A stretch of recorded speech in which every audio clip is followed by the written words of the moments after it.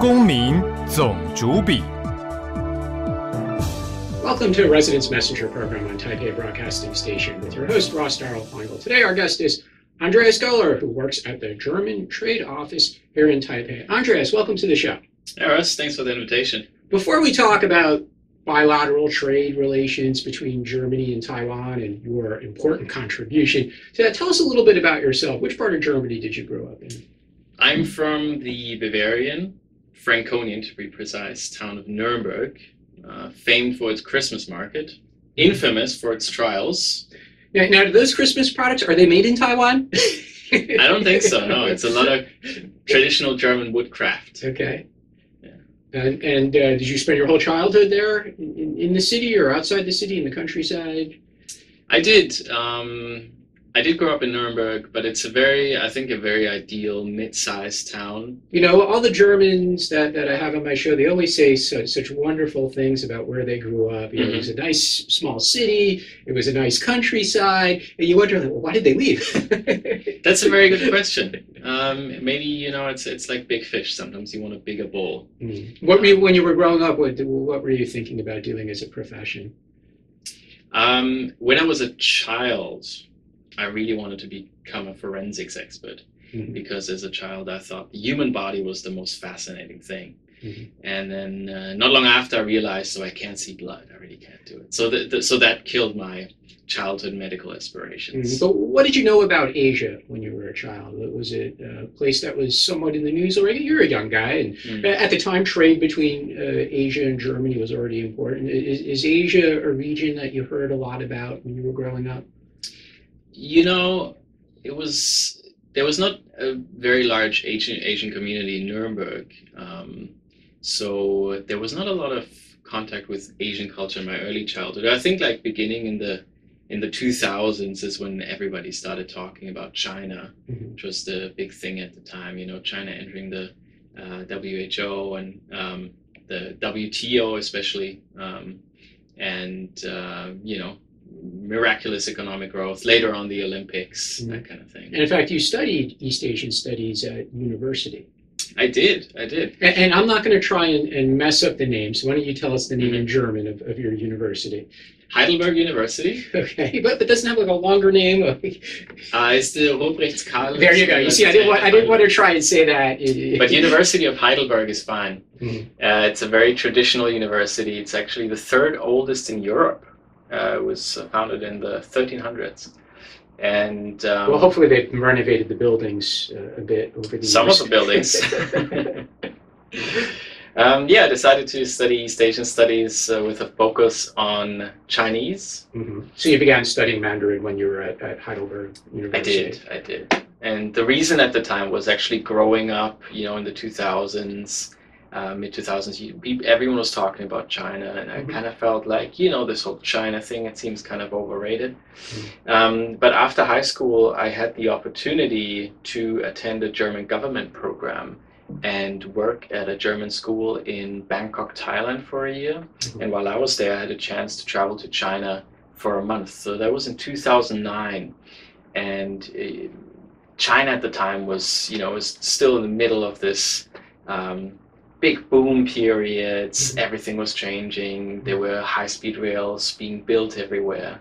And it was just it was just so impressive seeing such a big country changing so rapidly, and people were so open and interested in what I'm up to. Because me at the time, I didn't speak any Chinese, and not a lot of people spoke English.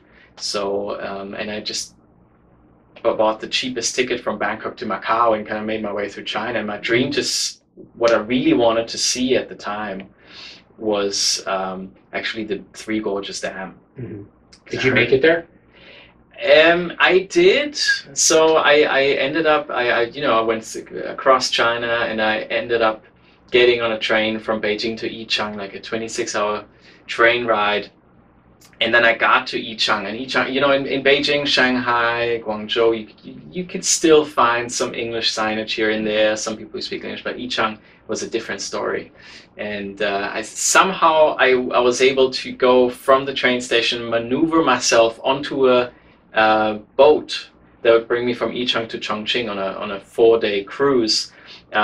But in the process of all of this, I couldn't actually make it to the dam, which was kind of a tragedy. But I had a very interesting cruise along the Yangtze River, and it was also at this time that so many people on the boat were just thinking, what is this white kid doing? Well, you kind of stand out, yeah. You kind of stand out, and I just really wanted to know, what people were trying so hard to communicate, and I thought, what a shame I can't speak Chinese, and I really wanted to, find the key to unlock this world. And then eventually you studied in Xiamen as well.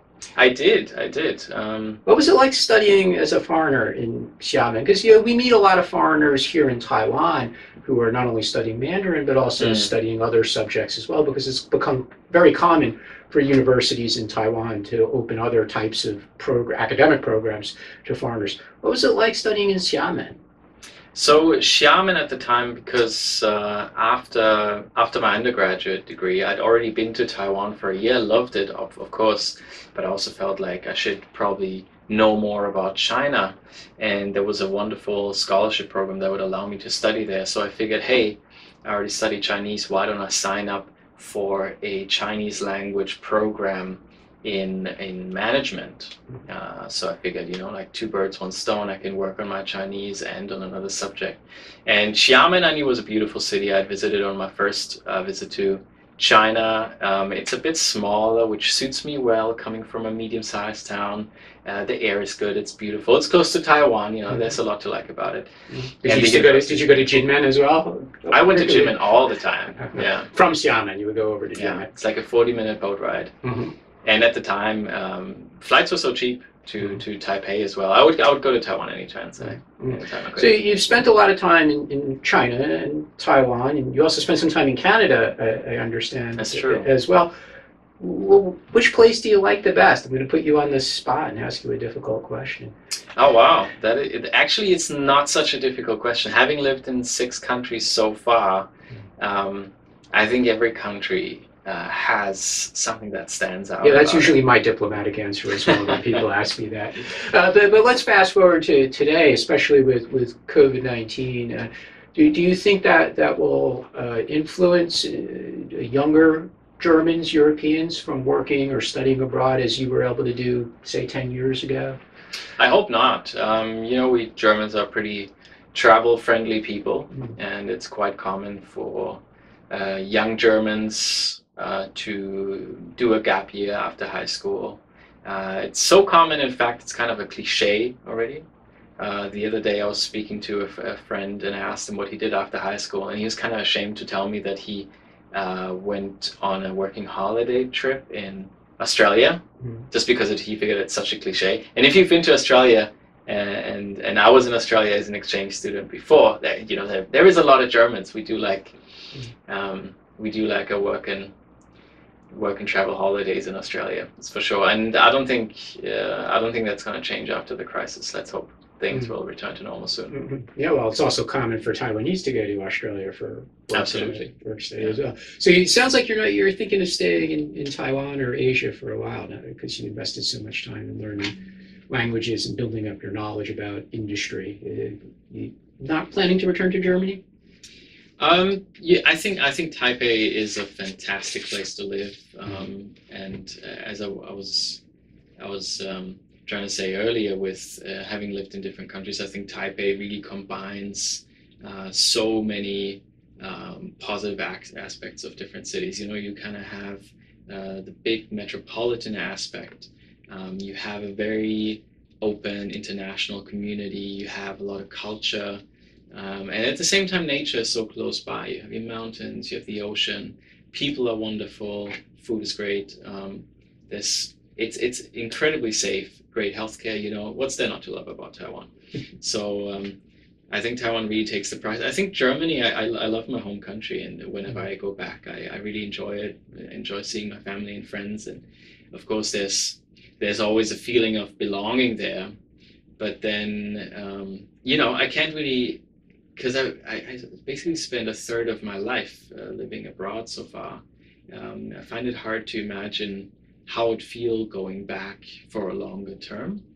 the famed reverse culture shock and how I would feel about it. I'm sure you, Ross, would feel similar.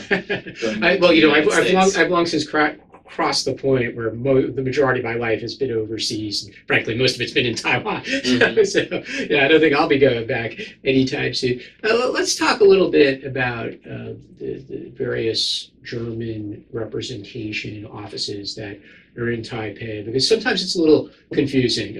What's the difference between the trade office, and then there's the German office, and there's the Goethe Institute? Explain Germany's presence in Taiwan for us. Okay. We actually have a pretty broad presence, each with a different focus. So the first to mention would probably be the German Institute, which takes care of political representation, consular affairs, and in that function it's similar to the American Institute. So if you want to get your visa for a working holiday in Germany, after all this is over, the German Institute is the place to go. Then, as you just mentioned, we also have the Goethe Institute, which is kind of a cultural representation, and they're most well known for their German classes. So if you're thinking of taking a German class before studying in Germany, Goethe Institute is a good place to go. There's also DAHD, which is an academic exchange service, so any kind of university exchanges they take care of. Then we also have Germany Trade and Invest. They actually sit in the same office as us, and they have two functions. One is to promote investment in Germany for Taiwanese companies, simply because Germany's in the center of Europe, and thus it's a great place for Taiwanese companies who want to expand in Europe for their logistics needs, and as a market. So basically, German Trade Invest provides an incredible amount of information to companies who are thinking of investing in Germany, and at the same time, they provide free information for German companies who are thinking of expanding their engagement in Taiwan. So they provide wonderful free information on certain target industries. And then finally, there's the German Trade Office that I work for.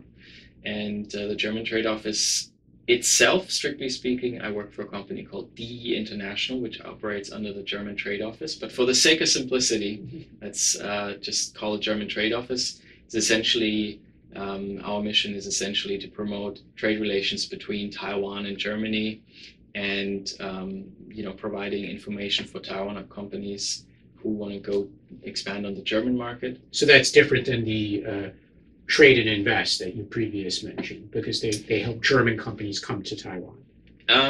Actually, there's some overlap in terms of going to Germany as well. So, companies who are interested in going to Germany, they can actually contact us, and we'll forward their request to Germany Trade and Invest or other agencies, depending on where they're thinking of going and what they think is most suitable for them.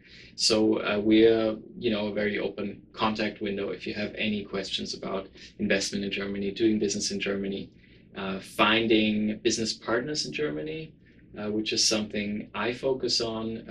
Business partner searches. If you have a product that you want to promote on the German market, you're looking for suitable partners to promote us with. We can help you with that. If you're looking for market information, we help with that. And we do that both ways, both for German companies coming here and Taiwanese companies going to Germany. And are those services free as well? Like the German Trade and Invest services are free? Actually, a lot of the information, we do provide a lot of information for free. More customized services, we do charge a small fee for. Before we get into more detail about bilateral trade relations, let's just return a little bit to COVID-19, and then we can talk about how that's affected the trade. But before we talk about the trade aspects of COVID-19, what about your friends and family back home? Thanks for asking. We've been very fortunate. My family's not been, not been very affected by the crisis, very fortunately, of course. My parents are retired, and my brother and sister had to do home office, obviously. Other than that, we've been very lucky, and the situation in Germany has been fairly tame. So there's of course in the beginning people were a bit freaked out simply because nobody had ever experienced any such effects on public life before. But things are slowly coming back to normal. In the last few months, you can really see that people are going back to business. My niece just started school this week, and life's returning to normal, and I just hope we stay on that positive trajectory. Okay, we're going to take a short break, but when we come back, we're going to talk in more detail about bilateral trade between Germany and Taiwan. You're listening to Residence Messenger on Taipei Broadcasting Station. Welcome back to Residence Messenger program on Taipei Broadcasting Station. Our guest today is Andreas Goller from the German Trade Office. Before the break, we were talking about COVID-19. What has it done for trade? For example, has there been some products that have been helped? Mm-hmm. Something Germany sells to Taiwan, or something Taiwan sells to Germany because of COVID-19? Something unexpected trade benefit. It's funny that you ask. There actually has been increased trading in a lot of commodities, including from Taiwan to Germany. The Taiwanese electronics industry, household appliances had a pretty good year. But also quite remarkably, Taiwanese bicycles, especially electric bicycles. I just saw a report today that in these past 2 quarters, Taiwanese exports of e-bikes increased by almost 25% to Europe, or to all of Europe.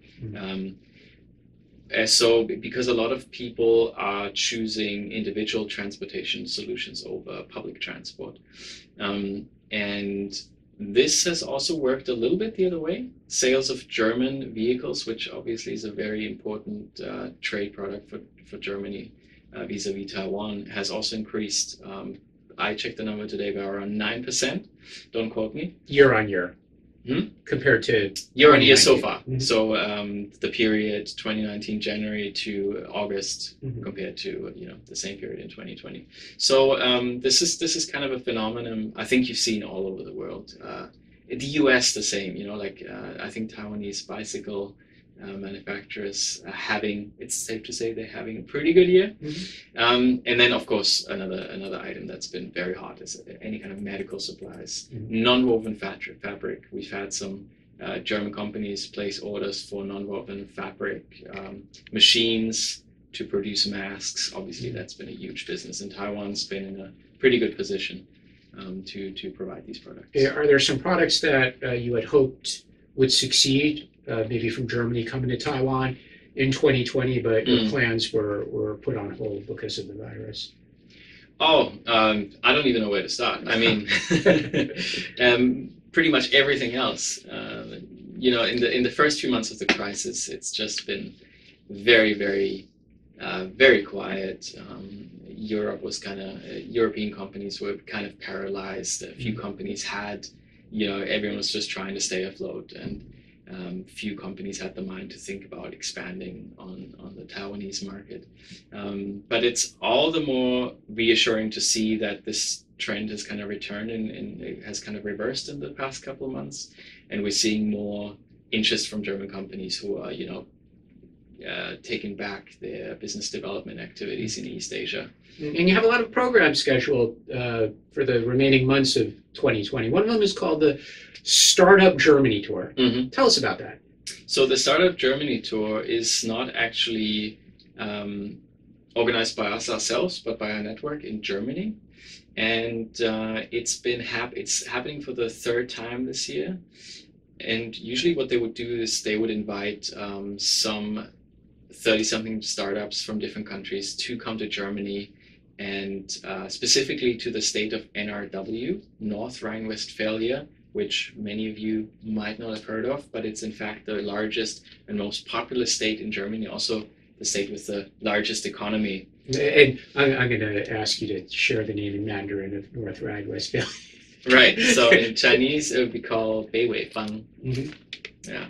So, is it fair to say it's kind of like the Hsinchu Science Park area of Germany? Is that where the tech industry is?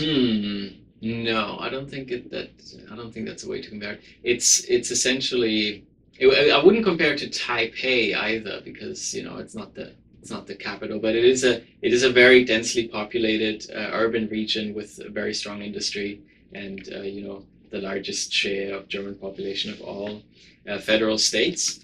and home to companies such as Bayer, ThyssenKrupp, Evonik, some of the largest German companies and industrial giants hail from North Rhine-Westphalia.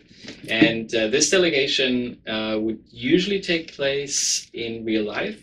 Unfortunately, this year, this is not possible, so they'll organize it in a virtual form. And it'll be an incredible opportunity for Taiwanese startups from either insurance tech, smart city, or transportation smart mobility. If you have a startup or you know a startup from that industry, do get in touch with the German Trade Office, email me, and we'll be happy to recommend you, because this delegation will give you an opportunity to get free workshops on how to do business in Germany and Europe. And it'll also give you an opportunity to participate in the Digital Ruhr Summit, which is the biggest startup event in Germany. So it's kind of like South by Southwest, the German version. And will these events be held in English? Yes, they'll be held in English. So they're expecting over 120 startups this year from over 30 countries. So it'll be very international. It'll be a great opportunity to network with other startups from adjacent industries. And you'll also have an opportunity to pitch your startups to some of the largest German companies. So really, especially in a virtual form, you have no travel cost. It's just the time you invest. If you have a startup in one of these three industries, do check it out. And there's still time for Taiwan startups to sign up and participate. Absolutely. Another project you're working on is the Smart City and Sustainable Mobility Delegation that is supposed to come to Taiwan, but will come in a virtual way as well. That'll be virtual as well. So that's part of the Mittelstand Global, which is like the German Mittelstand, meaning German small, medium enterprises who tend to be very strong in particular industries. And the German Ministry of Economic Affairs and Energy is promoting this delegation to come to Taiwan to promote German-Taiwanese cooperation in the field of smart city technologies with a focus on mobility solutions. So we're going to have some exciting German startups, including from in the autonomous vehicle industry, embedded technologies, but also market entry services for Taiwanese smart city companies, of which there's many fantastic, very competitive companies who are looking to get into the German market. And obviously the German Ministry of Economic Affairs and Energy's main purpose of this delegation is to promote the export of German products. With this particular industry, we're really trying to find synergies between the German and Taiwanese partners, because in Taiwan you have incredibly strong companies, incredibly strong electronics OEM, hardware manufacturers, and we're really trying to bring them together with German software, hardware solutions providers, and see how they can help each other to get into their respective markets. What would be the time commitment for a Taiwan company to really participate and get some value out of participating in the virtual delegation's visit to Taiwan? Not much, really. Absolutely check out the German Trade Office website. We have some information on the delegation and the participating German companies. If you see a company that you would like to meet with, there's a form you can fill out. You can send it to us, and we'll try to get you an individual appointment with the company. It'll be interpreted, so you can speak Chinese if you like. You can speak English if you like. Either way is okay. You can speak German if you like, of course. Either way is okay. And they will also have a seminar, a webinar that you can dial in for. And overall, if you think there's a company that's of interest to you, your commitment is a few hours in the last week of October, and you might be able to find a great partner to help you with your market entry in Germany and Europe. For the two events we were discussing, the Startup Germany visit to North Rhine-Westphalia and the Smart City delegation to Taiwan, what are the websites that people should go to find more information? For both, really, we got it all on the German Trade Office website, so do check out our website. We also have a newsletter containing all this information and regular news updates on what's the website address? So the website address is taiwan.ahk or you could just Google German Trade Office. In English. In English. In English. And in German or Mandarin as well, correct? Of course you can. You can also search for 德国经济办事处. Okay. The same. According to my sources of information, you're also working on a very special visitor from Germany to Taiwan in 2021, if the virus situation allows for it. And that's the German wine queen. Indeed. Who is the German wine queen? I mean, I don't mean her name, but who is the German wine? What does she do? It's a very good question. So the German wine queen is a tradition from Germany that dates back over 100 years. Well, compared to your university, that's nothing, since your university goes back to 1300. That's true, but few things can compare. What few people know is actually Germany is a big wine producer, and a lot of people, when they think of German wines, they think of usually more budget, sweet white wines. But this is really an outdated cliche, and there's wonderful German wines, and there's something called the German Wine Institute, which is a semi-governmental institution that promotes German wines on the international stage, and they have taken to themselves to organize the German wine queen selection. So the German wine queen itself is a tradition that goes way back, and in German wine growing regions, you've had your local wine queen every year. And in the past, sometimes it was more of a beauty pageant. Who was the prettiest daughter of a vineyard family? But these days, it's really it's a very demanding contest, and it really the participants have to be very knowledgeable in wine. Usually they have some relation to a wine family, or they run a wine business. So usually every year one lady will be selected to be the wine queen, and is kind of like the wine ambassador to the world. So she will travel around the world and teach about German wines, what wine regions there are, what grape varieties there are, how you can match your German wine with food. And the German Wine Institute, which organizes all of this, they've really put a focus on Taiwan in those last few years. So in the coming years, we'll see much more activity. And a German wine queen visit had been planned for this year. Unfortunately, it had to be canceled, but we hope it'll happen next year. Normally, what month of the year would that be? So that would probably be in summer. So we're probably looking at a June, July time window. And is that in conjunction when the wines come to market? It's a little bit later than the wines come to market, but German wines, Germany's most famous for. Do you know what grape variety? Tell us. Riesling. Riesling is the German grape variety, and they are great summer wines because you can chill them. They're wonderful. They're refreshing. They go really well. Incidentally, they also go really well with Asian food. They go well with spicy food. They go well with seafood. So it's a great wine to bring in during the summer, because in summer when it's hot and you're sitting outside, you don't feel like drinking a heavy red wine, right? You want something light, you want something refreshing. So this is kind of why this activity is going to happen in the summer. But there's not just white wines that interested participants can learn about. Actually, Germany also produces a lot of red wine. And what few people know is that Germany is actually the third largest producer worldwide of the Pinot Noir grape variety. Yeah, and is that imported into Taiwan already? Is there a market for it? German reds are still kind of rare, but it's picking up. But for German white wines, there's actually a lot of wonderful supplies, a lot of great importers. And we're really hoping to raise the profile of German wines, including German red wines, which are still kind of under the radar in Taiwan. But honestly, I'm hugely sold on this German wine issue. Until last year, I had no idea. But last year I had an opportunity to go on a delegation to Germany with the German Wine Institute. And you met the Queen? I didn't meet the Queen, unfortunately.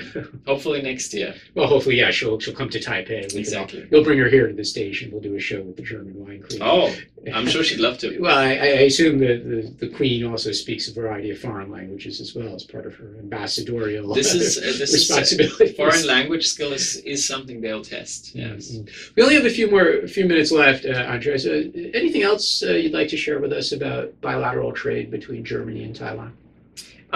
Really just if you are interested in German-Taiwanese trade relations in particular, do visit the German Trade Office website. It's a really well-maintained website. Our media team is doing a great job.